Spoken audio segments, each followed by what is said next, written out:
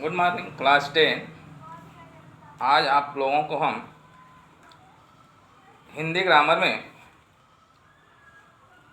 विशेषण के संबंध में बताएंगे कि विशेषण किसे कहते हैं।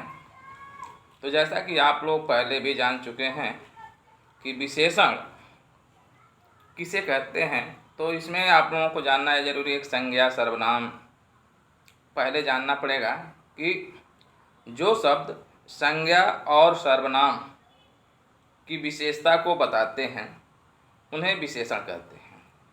अब संज्ञा जानना पड़ेगा आपको कि कोई व्यक्ति, वस्तु, स्थान जो भी हो, इनकी विशेषता, मैं, तुम, वह सर्वनाम हो गए। इनकी विशेषता को जो शब्द बताएं उन्हें ये हम विशेषण कहते हैं। अब जैसे घोड़ा काला है, तो घोड़ा काला है, तो काला शब्द यहाँ पर संज्ञा की विशेषता को बता रहा है कि घोड़ा काला है। अब कहें गिलास में कुछ पानी है, तो कुछ पानी यानी गिलास की विशेषता को बता रहा है। गिलास भी एक प्रकार की संज्ञा है। इसी प्रकार से यहाँ पर बहुत सारे शब्द आ सकते हैं। कोई भी वस्तु की विशेषता, जैसे चावल, बच्चे, गुड़िया, तोता, ये सारे शब्द संज्ञा में आते हैं।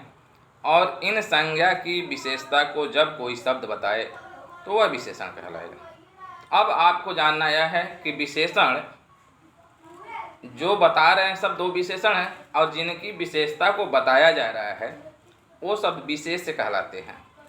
तो जिनकी विशेषता को बताया जाए वो विशेष, और जो विशेषता को बताए वो विशेषण। अब इसके बाद आपको जानना यह है कि जैसे हमने बताया गाय सफ़ेद है, तो गाय सफ़ेद है का में सफ़ेद विशेषण और गाय विशेष हो गया। साड़ी सुंदर है, तो साड़ी क्या है, विशेष, और सुंदर विशेषण।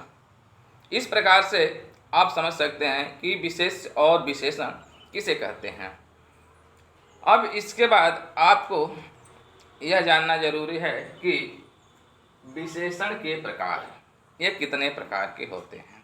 तो मैंने जैसे आप लोगों को पहले भी बताया कि संज्ञा सर्वनाम के संबंध में जब आप जानेंगे तब इसके संबंध में जान पाएंगे कि यह जो विशेषण होते हैं चार प्रकार के होते हैं। मैंने इसमें बताया कि गुणवाचक, संख्यावाचक, परिमाणवाचक और सार्वनामिक विशेषण चार प्रकार के होते हैं।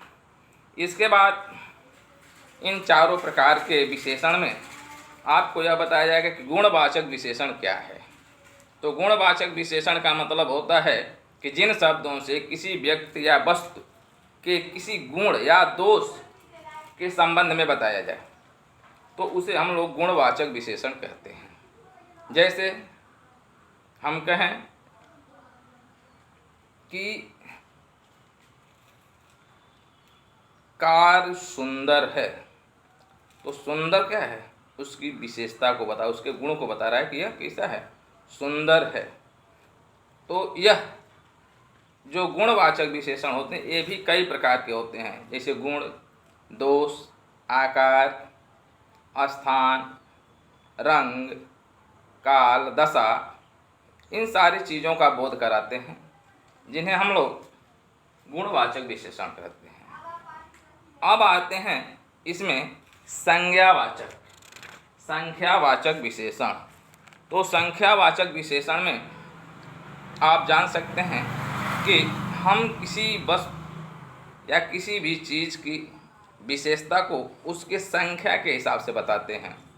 जैसे हम कहें कि इस सभा में 10 व्यक्ति हैं, तो यहाँ संख्या बताया जा रहा है कि जो व्यक्ति हैं, व्यक्तियों की संख्या 10 है।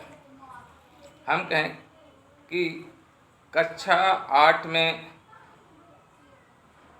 4 बच्चे हैं, तो कक्षा 8 की विशेषता को बता रहा है कि उसमें 4 बच्चे हैं। ये संख्यावाचक हो गया। अब ये देखा जाए कि यह संख्यावाचक भी दो प्रकार के होते हैं, इनकी चर्चा की जाए तो यह एक होता है निश्चित वाचक, एक अनिश्चित वाचक। जैसे हम कहें कि इस टोकरी में 4 किलो सेव है, तो हमने संख्या के हिसाब से बता दिया 4 किलो है। अब हम कहें कि इसमें कुछ सेव हैं, यह अनिश्चित हो गया, निश्चित नहीं हुआ। इस प्रकार से यह दो प्रकार के होते हैं, निश्चित और अनिश्चित। ऐसे ही परिमाणवाचक, जो परिमाण का मतलब होता है मात्रा को बताता है कि नाप तौल में इसकी मात्रा कितना है। जैसे हम कहें इस बर्तन में 2 लीटर दूध है, यह उसके नाप को बता रहा है कि इसमें 2 लीटर, मात्रा को बता रहा है कि 2 लीटर दूध है।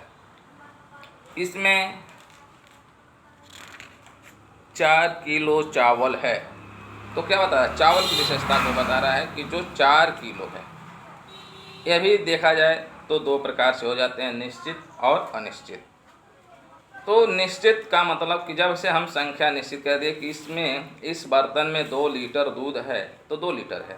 लेकिन हम कह दें कि इसमें कुछ दूध है, अनिश्चित हो गया, कुछ हो है या अनिश्चित हो गया। इस प्रकार से देखा जाए तो यह दो प्रकार के हो गए, एक निश्चित, एक दूसरा अनिश्चित। अब सार्वनामिक विशेषण क्या होता है?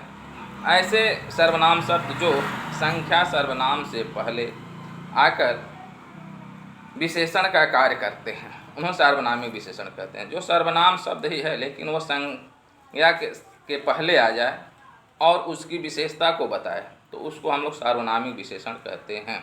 जैसे आपका बेटा कहाँ जा रहा है, तो इसमें देखा जाए जो बेटा शब्द है इसके पहले आप आ गया, वो उसकी विशेषता बता रहा है कि आपका बेटा कहाँ जा रहा है। तो आपका जो शब्द है सर्वनाम है और यह बेटा की विशेषता बता रहा है किधर जा रहा है, यह सार्वनामिक विशेषण हो गया। जैसे कौन लड़का प्रथम आया, तो कौन शब्द लड़का के पहले आ गया और यह सर्वनाम है कौन, तो उसकी विशेषता को बताया लड़के की, इसलिए यहाँ यह सर्वनामिक विशेषण हो गया। तो इस प्रकार से देखा जाए कि यह विशेषण 4 प्रकार के हुए। चारों प्रकार में जो 2-2 प्रकार के थे वो 2 प्रकार के बताए गए, जो अनिश्चित थे, निश्चित थे। तो इस वीडियो में बस इतना ही। तब तक के लिए धन्यवाद।